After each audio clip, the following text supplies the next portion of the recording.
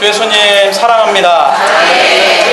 이 아침에 다시 한번 당신 앞에 나와서 우리의 온 존재를 열어드립니다. 주여, 우리의 입을 열고 우리의 마음을 열어서 우리의 가장 깊은 존재에 있는 우리의 영을 사용해서 주여, 당신 한 분을 또 접촉하기 원합니다. 주여, 당신과도 연합되기 원합니다. 우리 안에 당신의 하늘에 속한 신령한 떡으로 우리를 공급하여 주소서. 이러한 계시록을 추구할 때마다 우리에게 지혜와 계시의 영을 주사 전혀 새로운 방식으로 깨닫게 하시고 당신의 깊은 속에 있는 마음의 갈망을 붙잡는 이 시대의 첫 열매가 될 수 있도록 우리를 축복하여 주소서. 주여, 당신을 사랑하는 자로, 최고의 사랑으로 당신을 사랑하는 자로 그의 생활 가운데서 발견되는 그러한 은혜의 축복을 우리에게 내려주소서. 주여, 당신 한 분을 사랑합니다. 주님을 찬양합니다. 오늘은 우리가 계시록 14장에 왔습니다. 먼저 저희가 14장 본문을 읽고 나서 세 방면에서 이렇게 우리가 함께 추구해 보도록 하겠습니다. 첫 번째는 이러한 우리에게 주어진 개요가 있습니다. 제가 아무리 읽어봐도 이 개요는 너무나 잘 돼 있어요. 사실은 이 개요만 가지고 있어도 계시록이 무엇인가를 다 이해할 수 있죠. 두 번째는 전체적인 이러한 추구를 하다 보면 우리는 퍼즐을 맞추는 사람들이라는 거죠. 콩을 맞추는 사람들이 아니고 우리는 뭘 맞추는 사람들입니까? 신성한 계시의 퍼즐을 맞추는 사람들. 콩을 맞추면 콩은 날아가고 없지만 퍼즐을 맞춰서 그림을 액자에 넣으면 어떻습니까? 하나의 가치가 됩니다. 훌륭한 그림, 훌륭한 사진일수록 이러한 퍼즐을 맞춰 놓으면 너무나 아름답다는 거죠. 근데 아무리 아름다운 그림이라 할지라도 퍼즐을 흩어 놓으면 그거를 집으면 아는데 어디에 있는지를 모른다는 거죠. 그래서 이것이 우리의 진리의 추구의 참된 표준은 아니라는 겁니다. 그래서 오늘은 뒤에 우리가 남은 후반부의 수업을 위해서, 그리고 또 전반부에 우리가 수업했던 그 개요들을 한 폭의 그림 안에 넣을 수 있도록 오늘은 계시록 22장을 전체 우리의 마음 안에 그리고 우리의 머리 안에 넣어 드릴 테니까 혹시나 다 안 들어가시면 집에 가서 서너 번만 하면 됩니다. 그래서 먼저 이러한 두 번째 이런 전체적인 그런 부담 안에 그동안에 우리가 추구했던 것들을 한번 복습해보고, 또 앞으로 우리가 추구할 그것이 어디로 들어가는 것인지 한 폭의 퍼즐 맞추는 연습을 좀 하고요. 세 번째는 전이란 이 첫 열매에 관한 우리의 내재적인 부담을 만지기 원합니다. 우리가 아무리 지식이 있고 교리가 있다 할지라도 우리에게 실제가 없다면 그것은 다 공허한 것이죠. 그래서 우리는 진리나 교리를 추구하는 사람들이 아니라, 다만 성경의 몇몇의 지식을 추구하는 사람들이 아니라 성경 안에 있는 내재적인 하나님을 만나는 사람들이요, 이러한 내재적인 하나님의 이러한 신성한 공급이 우리 안에 흘러 들어오는 그러한 추구가 아니라면 우리가 아무리 창세기부터 계시록까지 달달달 해도 여전히 우리는 교리 안에 살게 되면 공허한 사람이 됩니다. 그러므로 우리가 생명의 방식에 있어서 어떻게 우리가 첫 열매가 될 것인지 함께 추구해보기 원합니다. 자, 14장 본문을 먼저 읽어보겠습니다. 자, 같이 1절을 우리 제가 서 있는 오른쪽에 계신 우리 형제자매님들이 2절 짝수는 우리 저쪽에서 좌측편에 앉아 계신 형제자매들이 번갈아 가면서 읽을 때 이 성경에 보면 특징이 있어요. 다음에 한번 신명기 27장을 읽어보면 모세가 하나님의 말씀을 한번 이야기할 때마다 아멘! 하겠다는 거예요. 몇 번이 나오냐면 거기에 읽어보셨는가 모르겠어요. 12번의 아멘이 나옵니다. 그리고 전 성경의 끝은 뭘로 끝납니까? 아멘으로 끝납니다. 전 성경의 시작은 뭘로 시작하냐면 신약은요, 아멘이신 주 예수님의 이름으로 시작하기 때문에 여기서 영을 사용해서 1절 읽을 때 다 어떻게 됩니까? 폭포수처럼 오늘 아멘! 이렇게 나와서 좀 반응하기 원합니다. 한번 오늘 훈련해 보겠습니다. 자, 좌측에 1절 시온산에 서의 것이고 그분과 함께 14만 4천 명이 있는 그들의 이마에는 어린 양의 이름과 그분의 아버지의 이름이 기록되어 있었습니다. 아멘! 하늘에서 나오는 한 음성을 들었는데 많은 물소리와도 같고 큰 천둥 소리와도 같았습니다. 내가 들은 그 음성은 수금 연주자들의 수금 타는 소리와도 같았습니다. 아멘. 내 생물과 장로들 앞에서 새 노래를 부르니 땅에서 값을 치르고 사온 14만 4천 명 외에는 아무도 그 노래를 배울 수 없었습니다. 아멘. 더럽힌 적이 없는 순결한 이들입니다. 그들은 어린 양께서 어디로 가시든지 그분을 따라가는 사람들이며 하나님과 어린 양께 첫 열매로 드려지도록 사람들 가운데서 사온 이들입니다. 그들의 입에서는 거짓말이 발견되지 않았습니다. 그들은 흠이 없습니다. 아멘.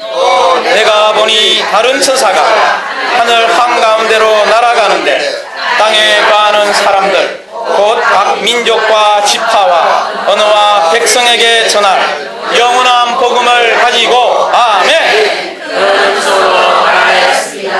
하나님의 심판의 때가 왔으니 하나님을 경외하고 하나님께 영광을 돌리십시오. 하늘과 땅과 바다와 샘물들을 만드신 분께 경배하십시오. 아멘. 또 다른 천사가 뒤따라와서 말하였습니다. 무너졌습니다. 자신의 음행으로 말미암은 국내의 포도주를 모든 민족에게 마시게 하던 큰 성 바벨론이 무너졌습니다. 아멘. 또 다른 셋째 천사가 뒤따라와서 큰 소리로 말하였습니다. 누구든지 짐승과 짐승의 형상에게 경배하고 자기의 이마나 손에 표를 받는다면 아멘. 그도 하나님의 포도주를 마실 것입니다. 하나님의 진노의 장애를 포도주는 어떤 시설에서 묽어진 것이 아닙니다. 그래서 그는 거룩한 천사를 갖고 하나님께서 누가 이름으로 복을 받을 것입니다. 아멘. 그 등의 연기가 영원 무궁히 올라갈 것입니다. 그래서 짐승과 짐승의 형상에게 경배하는 사람들과 짐승의 이름의 표를 받는 사람마다 낮에도 밤에도 쉬지 못할 것입니다. 여기 성도들의 인내가 있습니다. 그들은 하나님의 계명과 예수님의 믿음을 지키는 사람들입니다. 아멘. 나는 또 하늘에서 나오는 한 음성을 들었습니다. 기록하여라. 지금부터 주님 안에서 죽는 사람들은 복이 있다. 그러자 그 영께서 말씀하십니다. 그렇다. 그들은 수고를 그치고 쉴 것이다. 왜냐하면 그들의 행위가 보상으로서 그들을 뒤따르기 때문이다. 아멘.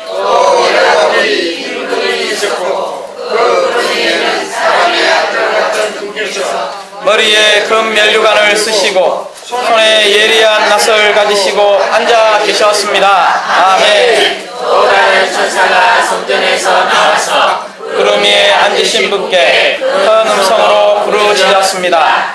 주님의 낫을 보내시어 곡식을 거두십시오. 땅의 곡식이 익었으니 거둘 때가 되었습니다. 아멘. 구름 위에 앉으신 분께서 낫을 땅에 휘두르시니 땅의 곡식이 거두어졌습니다. 아멘. 또 다른 천사가 하늘에 있는 성전에서 나오는데 그도 예리한 낫을 가지고 있었습니다. 아멘.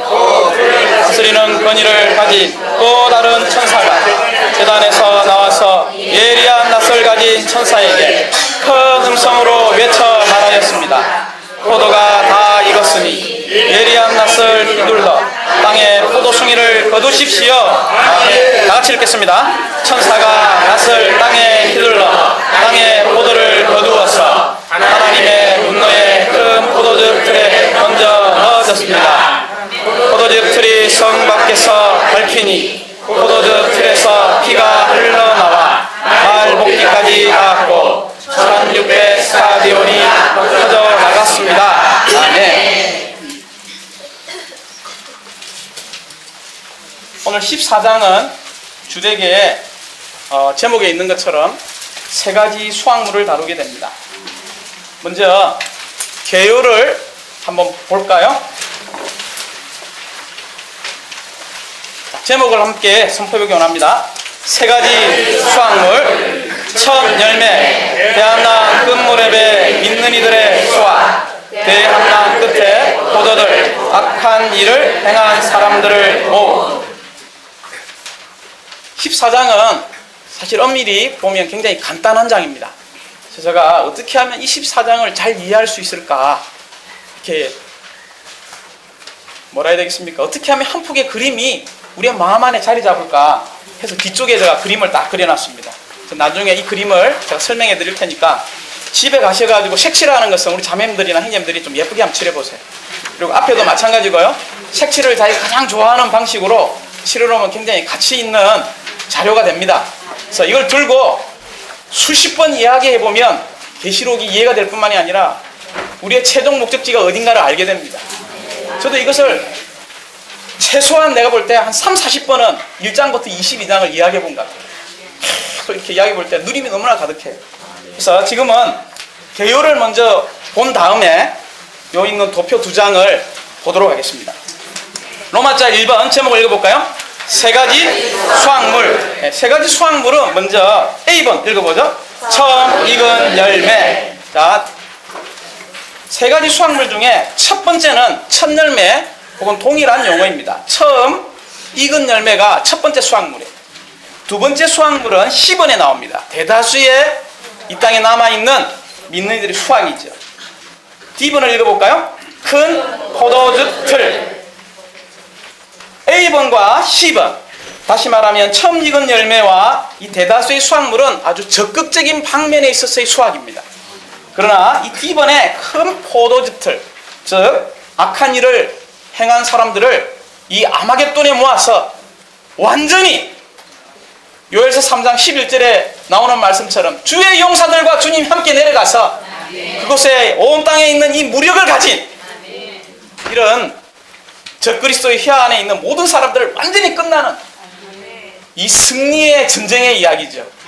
이것이 세 번째 소극적인 방면에서의 마지막 수확이죠. 그래서 이 수확물은 하나님의 생명이 없는 수확물이기 때문에, 가치 없는 이런 수확물이기 때문에 어디로 던져버립니까?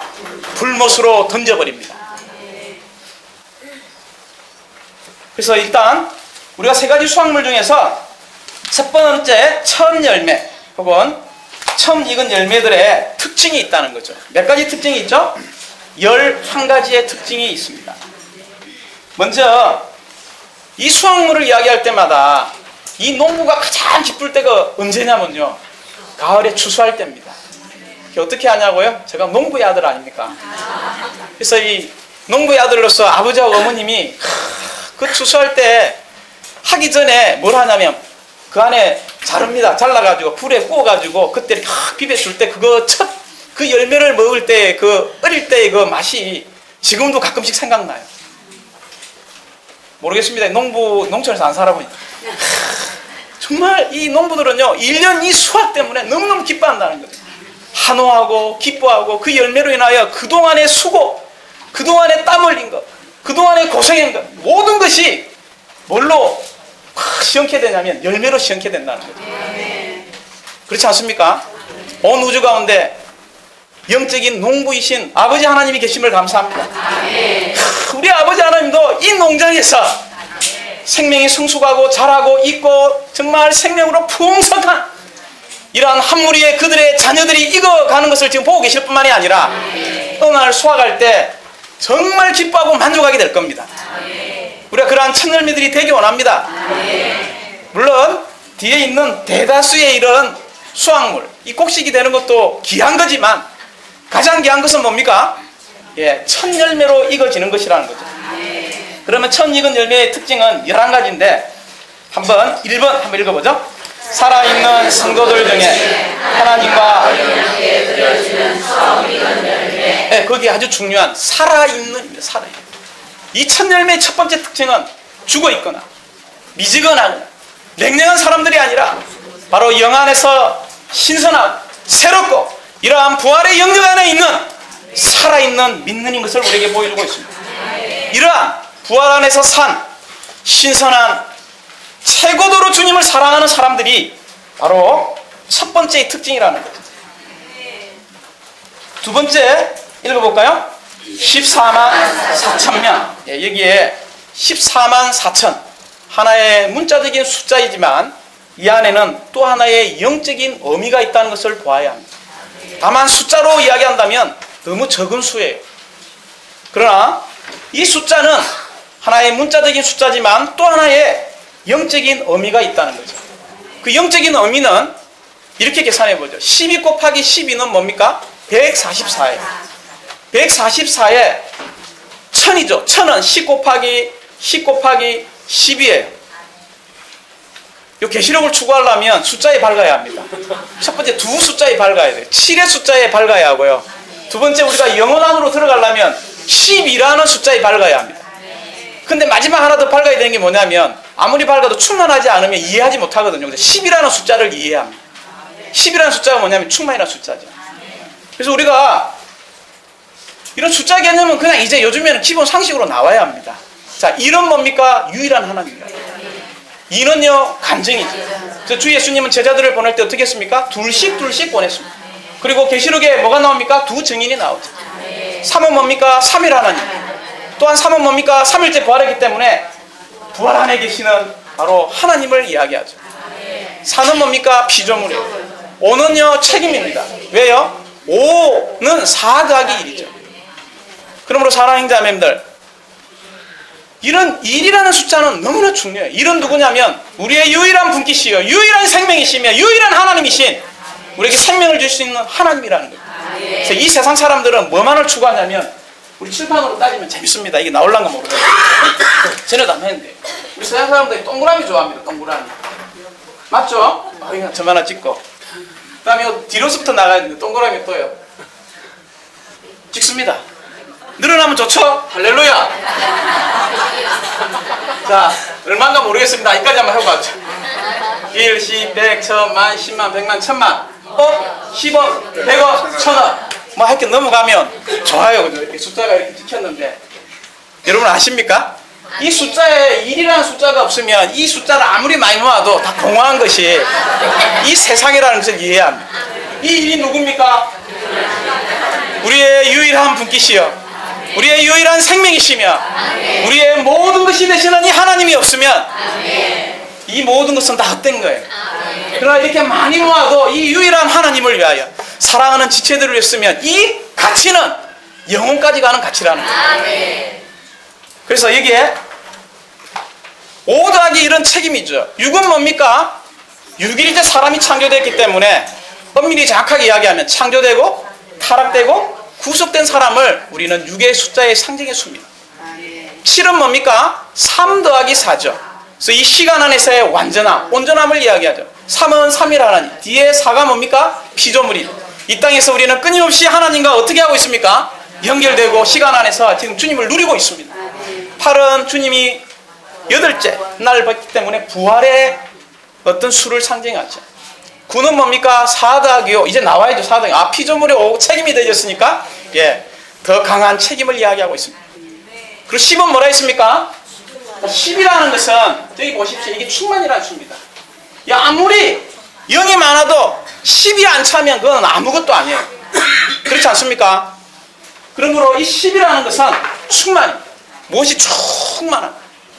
그리고 마지막 12는 뭡니까? 3 곱하기 4죠. 이것은 영혼 안에서의 그분과의 연합을 이야기하고 있고 영혼 안에서의 그분과의 이런 신성과 인성, 인성과 신성의 상호 연합을 이야기하고 있습니다.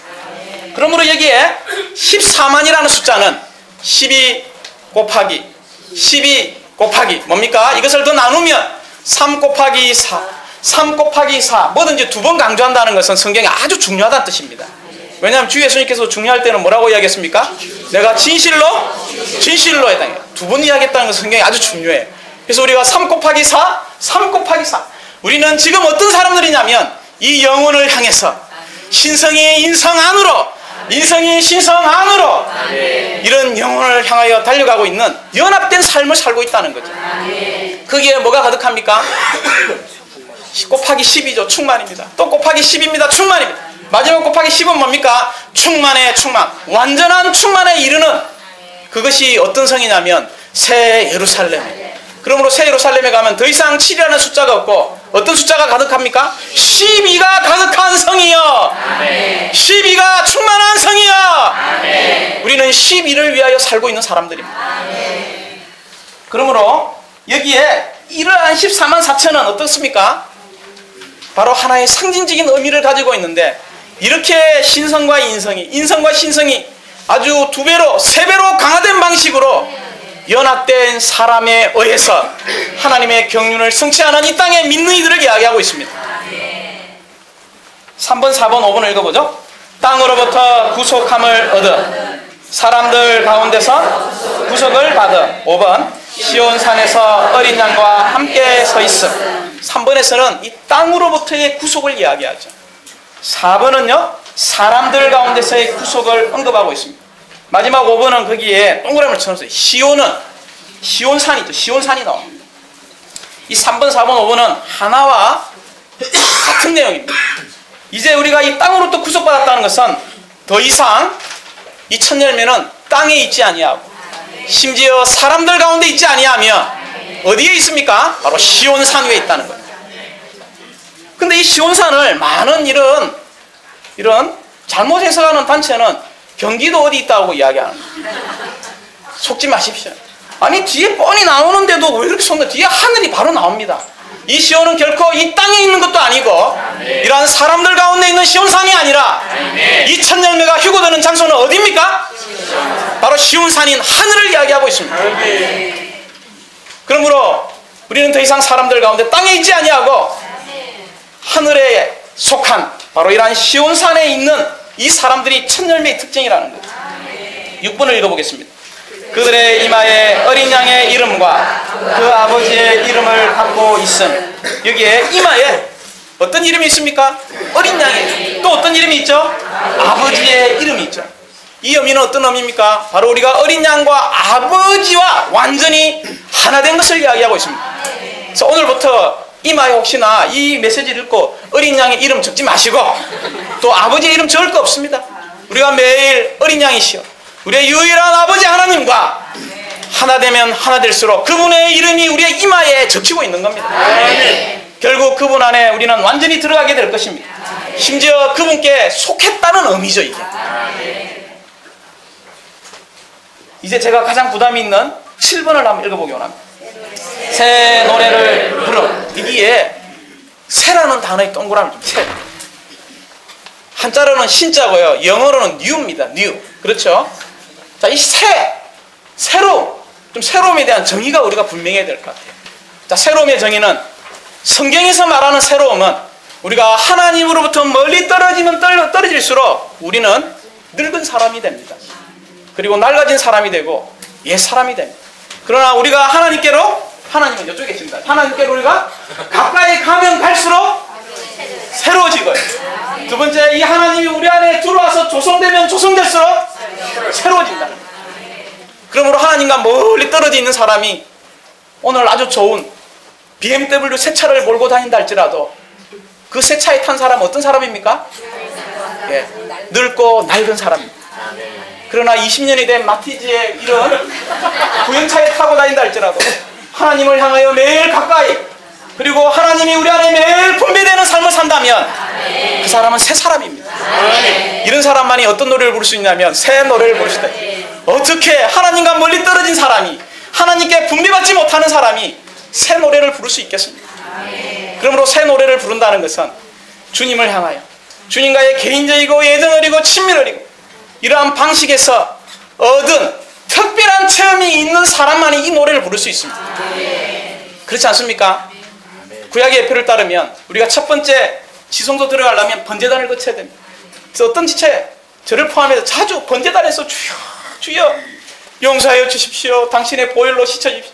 또 오늘도 잘못했습니다. 이렇게 살아서는 안 되는데 번제단만 빙빙 돌다가 성소로 못 들어가는 지체들이 간혹 있어요. 여기 대부분 계시록을 추구하고 오시는 분은 없는데 있어요. 또 어떤 분은 어떻습니까? 성소 안에 들어가도 더 이상 거기가 조사오니 이거 조사니 더 전진하지 않죠. 물론 거기가 좋지만 우리가 가장 깊은 장소인 지성소 안에 들어가서 감추인 만나를 먹은 사람만이 이 새 노래를 부를 수 있습니다. 또 새 노래를 부르는 사람은 결코 우리의 입만 연다고 해서 새 노래가 되는 게 아니에요. 아무리 새 노래를 갖다 줘도 우리의 입을 사용하면 다만 입만 사용하면 새 노래를 부를 수가 없습니다. 또 어떤 사람은 집회나 예배에 참석하면 찬송을 불러요. 전혀 생각은 어디에 가 있냐면 오늘 집회 마치고 이 1시간의 예배를 마치고 나면 골프를 치러 가야지, 뭘 하러 가야지, 다른 생각을 가지고 있는 사람은 결코 새 노래를 부를 수가 없습니다. 우리가 오늘 이렇게 집회 오거나 어떤 집회에 가든 우리의 존재를 잃어버리고 영 안에서, 영 안에서 영이신 하나님께 찬송할 때 이것이 새 노래입니다. 우리가 체험 있지 않습니까? 영 안에서 찬송을 불러오면 정말 그 찬송이 누림이 되고 막 지체가 감성이 돼요. 근데 만약 집회 가운데 별 생각 없이 찬송을 부르면 어떻습니까? 오늘 무슨 찬송을 했는지도 모르고 지나가는 경우가 한두 번이 아니라는 거죠. 다 같이 영 안에서 새 노래를 부르는 사랑스러운 지체들이 되기 원합니다. 8번을 읽어볼까요? 여자로 더불어 더럽히지 않고 정결이 있는 자. 자, 이렇게 다만 이것을 문자적으로 해석한다면 첫 열매가 되는 사람은 남자밖에 갈 수 없어요. 그럼 우리 자매님들은 너무 억울하고 분통하고 계시록 추구하러 왔는데 아무런 의미가 없다는 거죠. 그러나 이게 하나의 의미가 있습니다.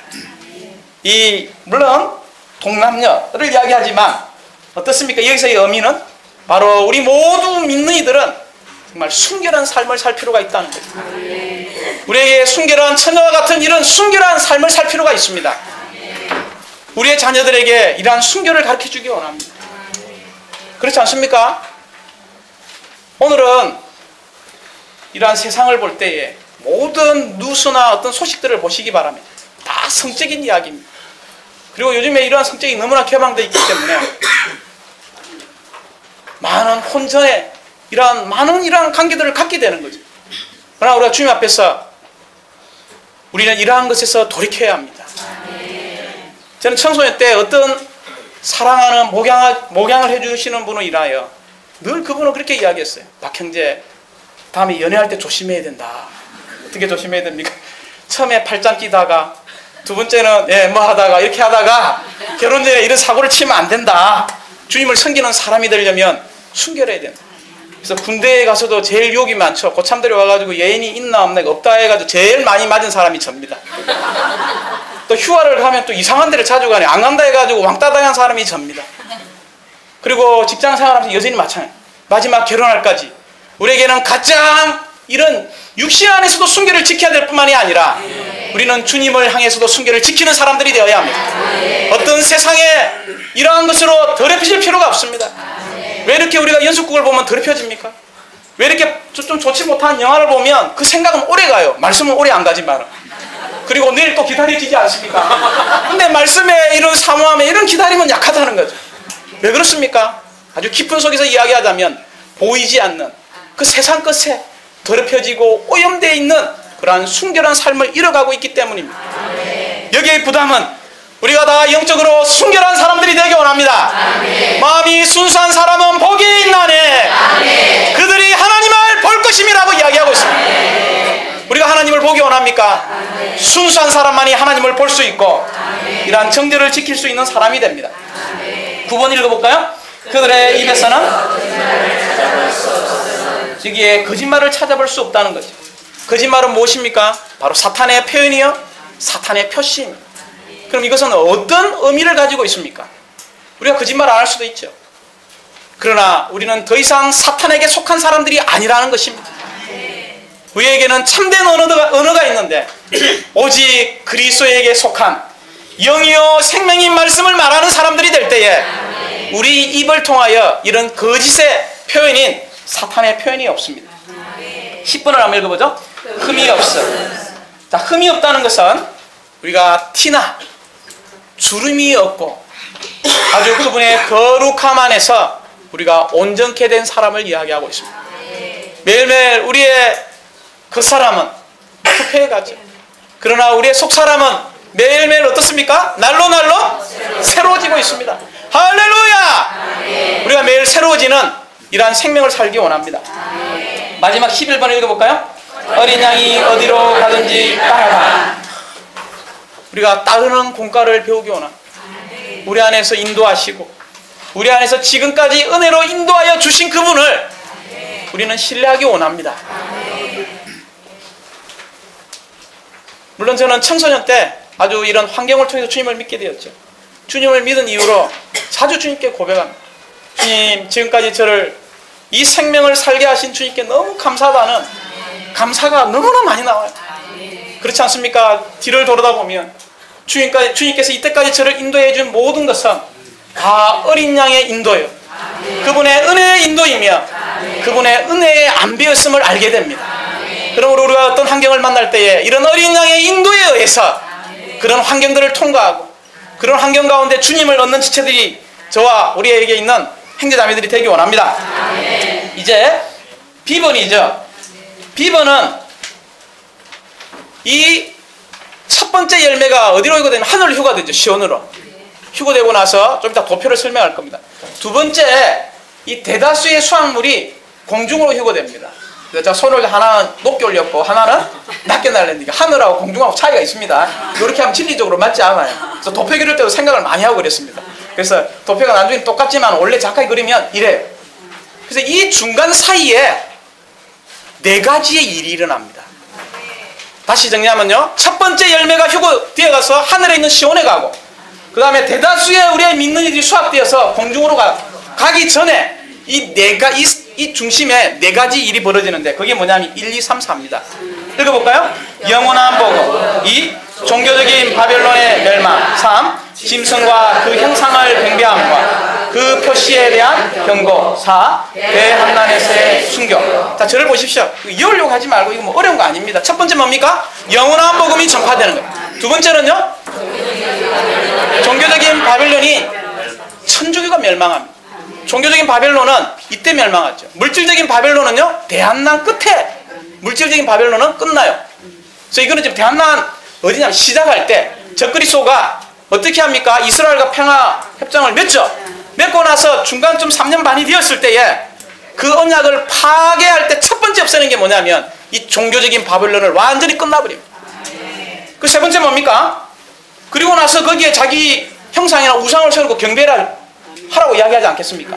그래서 이런 짐승에 대한 경배 하지 말라는 경고죠, 경고. 마지막은 뭡니까? 이러한 가운데 남아서 여전히 하늘로부터 떨어지는 엄청난 고통과 우리가 상상할 수 없는 이런 환난 가운데서 그래도 순교하는 이런 믿는 이들이 있다는 거죠. 후기에 이기는 이들. 나중에 15장 우리 석가행전이 다뤄줄 겁니다. 16장 마지막 7대접의 이야기를 다뤄줄 겁니다. 그때 참고하시고요. 그리고 나서 이제 수학이 쫙 이제 공중으로 올라가죠. 맞습니까? 올라갈 때, 자, 1번 읽어보죠. 저 그리스도가 종교를 핍박한 후 대한난 끝 무렵에 수확물이 인자 같은 그리스도에 의해 이거 낫으로 거두어지. 2. 대다수 수확물은 7째 나팔을 볼거든. 3. 마태복음 13장에서 그리스도께서 이 땅에 씨 뿌리는 자로 오셔서 생명의 씨를 뿌리고 서신서들에서 이 씨의 성장과 발전을 볼 수 있고 계시록에서 수확을 받게 된다. 이게 중심보다는 4번에 있습니다. 4번을 우리가 함께 영을 사용해서 한번 읽어보기 원합니다. 오늘 우리가 세상을 버리지 않고 그리스도를 향해 살지 않는다면 그리스도께서 우리를 땅에 남겨주시어 대한난을 통과하게 하실 것이다. 저기 3번을 보면 먼저 마태복음 13장에서 사실은 사복음서에서 주님은 이 땅에 생명의 씨를 뿌리러 오셨습니다. 그렇죠. 그분이 죽고 부활한 다음에 이 사도행전에는 수많은 제자들과 함께 나가서 이러한 생명의 씨들을 뿌렸어요. 그래서 엄밀히 말하면 사복음서와 사도행전의 이야기는 씨 뿌리는 이야기예요. 사도행전은 단체적인 씨 뿌림, 사복음서는 개인적인 그리스도의 씨 뿌림이죠. 그런 다음에 여기에 있는 모든 서신서들은 이 씨의 생명의 성장과 발전과 익어감이라는 이거. 그럼 마지막 수학은 어디입니까? 계시록이라고. 신약 성경을 뗐습니다. 지금 27권을. 그래서 우리가 신약도 이렇게 딱 마음에 담고, 사복음서는 개인적인 그리스도가 이 생명의 씨를 뿌리고, 사도행전은요? 누구와 함께요? 이 부활하고 승천한 이러한 그리스도와 함께 제자들 안에 들어간 그 주님이 어떻게 합니까? 단체적으로 막 씨를 뿌린 게 사도행전이에요. 그것은 지금까지 시작되고 있습니다. 끝나지 않고 계속 주님 오실 때까지 이루어지겠죠. 그러나 서신서는 어떤 이야기입니까? 이 씨가 성장하고 발전하고 성숙하고 익어가. 마지막 어디서 수확이 됩니까? 여기서 수확됩니다. 여기서 수확. 긴 역사죠. 그리고 마지막 D는 큰 포도즙 틀입니다. 자, 이제 도표로 한번 오보시기 바랍니다. 먼저 뒤에 있죠. 뒤에 14장 수확물.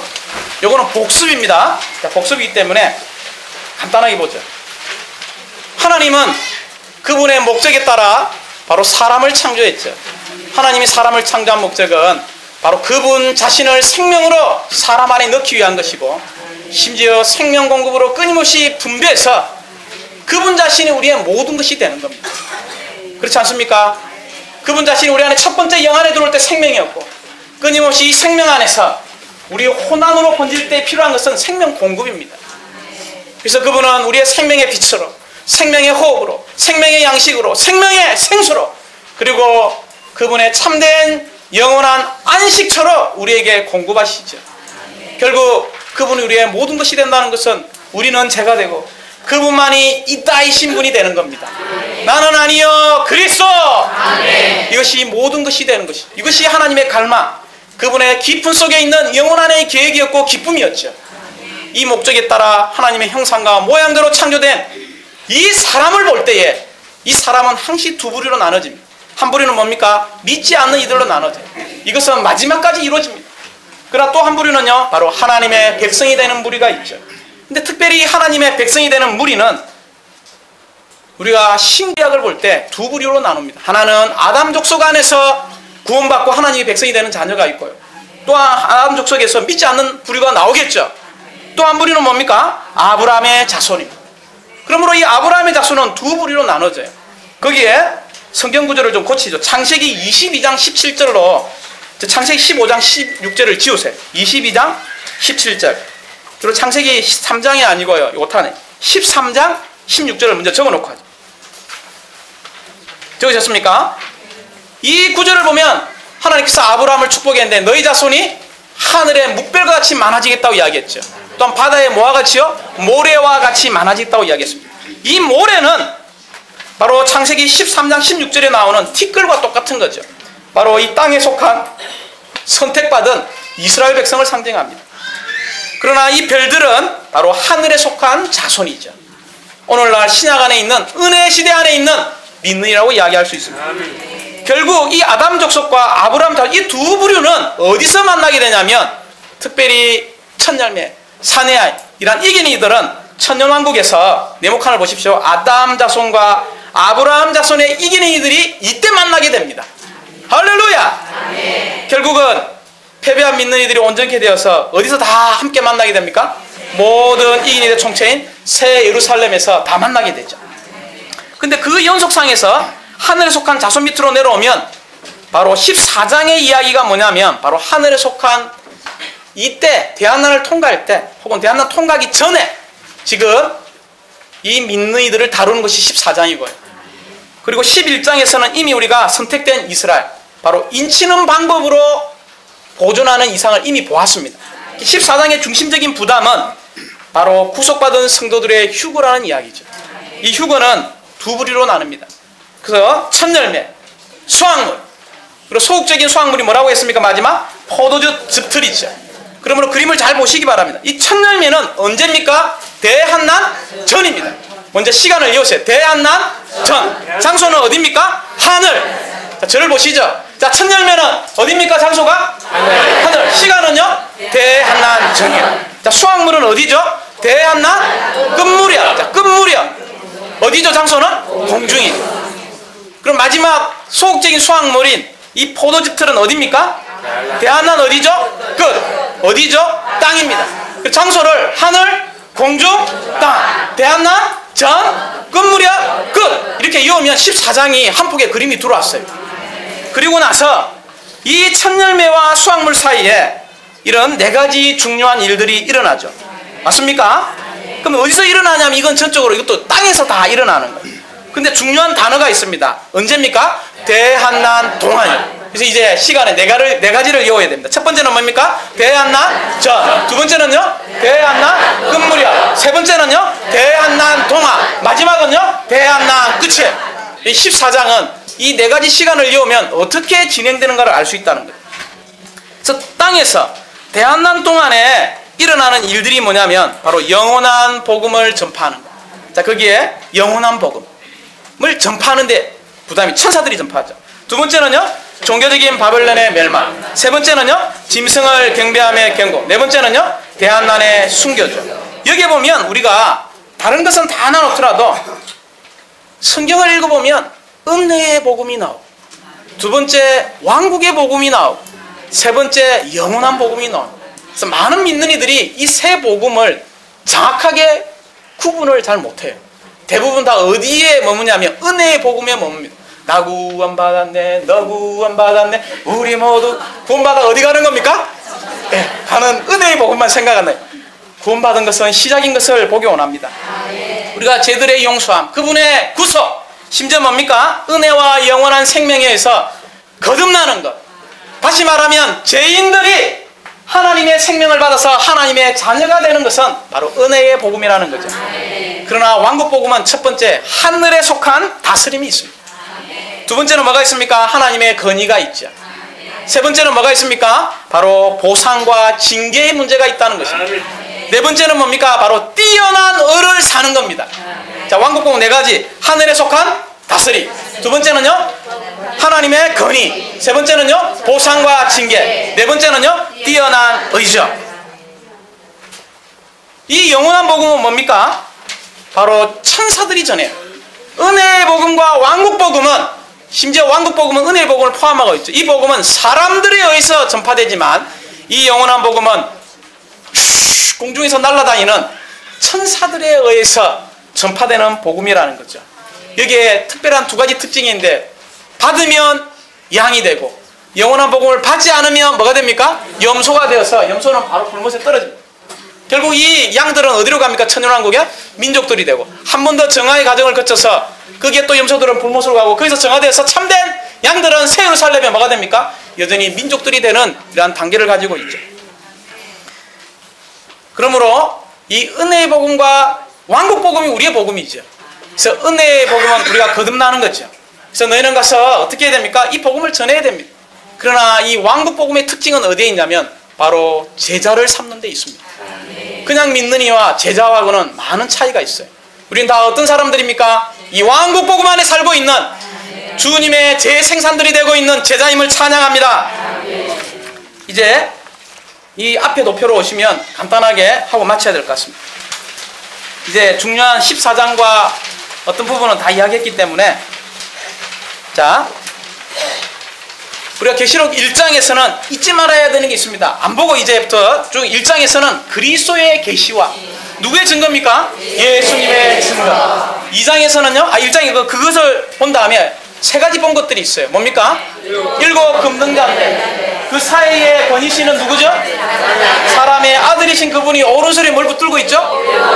저를 보세요. 저를. 저 다 이야기할 수 있습니다. 마음속으로 이야기해 보세요. 7 금능자 사이를 거니시는 사람의 아들이신 그분이 뭘 붙들고 있다고요? 7뼈를 붙들고 있습니다. 다른 사람이 붙들고 있는 게 아니고 바로 그리스도 그분이 7뼈를 붙들고, 이 7 금능자들 사이에 뭐 때문에 거닐겠어요? 그분은 교회 안에서 이 심지를 자르고 있는 겁니다. 어떤 심지입니까? 이 7별처럼 강하게 빛나는 이러한 별들인 지체들을 찾고 있는 겁니다. 자, 이게 1장이에요. 그럼 2장 3장은 뭡니까? 7 교회들이죠.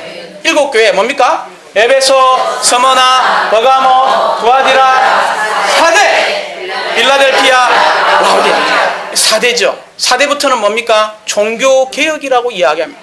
개혁이라는 단어가 무슨 뜻인 줄 압니까? 마르틴 루터가 1417년 정확하게 10월 31일 날 종교개혁을 했다는 거죠.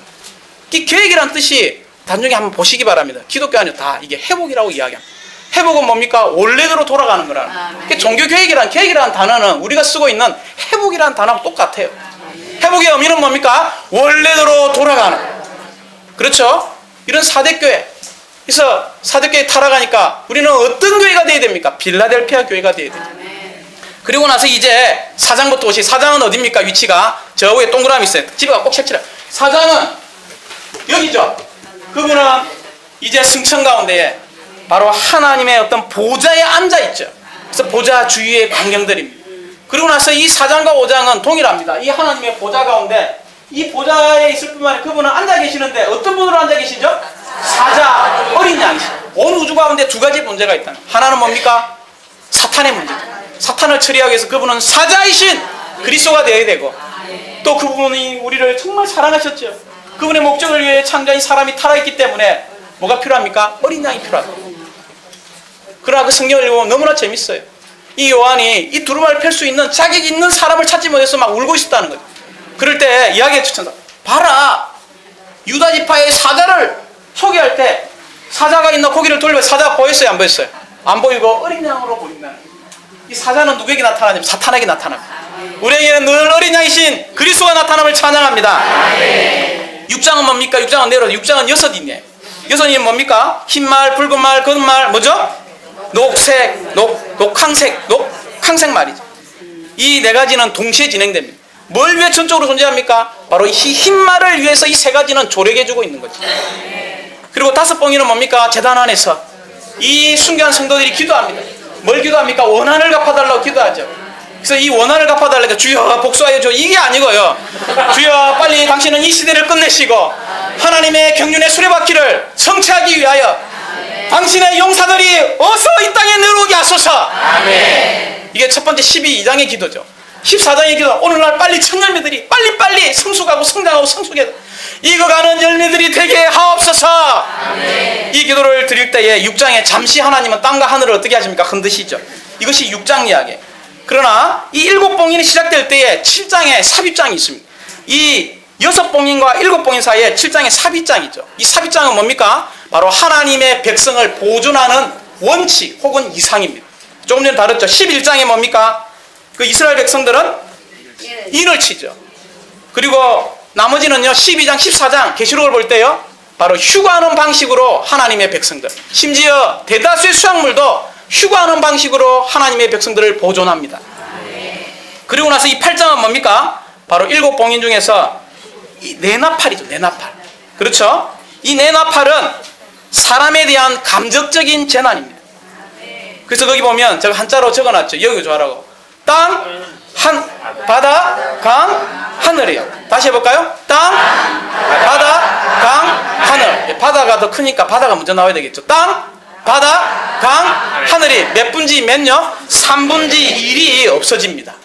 이것이 뭐냐면 내나팔이, 이게 8장의 이야기라는 거예요.